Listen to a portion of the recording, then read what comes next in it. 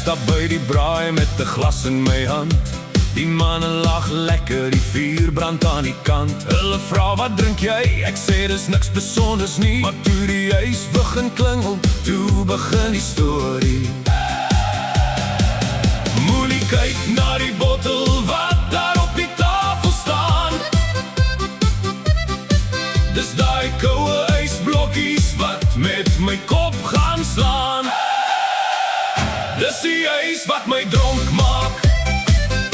Glo my as jy wil. Nie die wyn of whisky nie. Ek sta nog lekker stil. Nie die brandewyn se skuld. Dis die ys wat my laat gly. Elke blokkie in die glas sê, kom vat nog een vir my. Ag nee, dis die ys wat my dronk maak vanaand. Hy dans in my glas soos 'n band in 'n makwalam.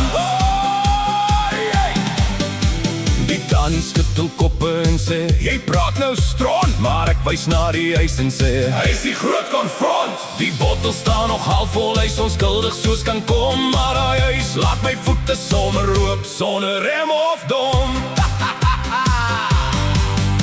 As môre my kop so effen swaar wil wees, dan weet ek mos die huis het weer sy streke uitgelees. Ek sal weer vir almal sê met 'n glimlag op my gesig, los die huis uit die glas, dan bly ek mooi regop.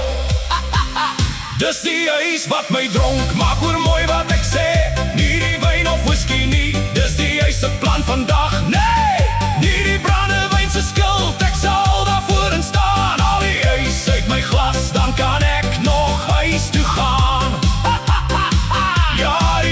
Uit my skelm, almal weet is waar.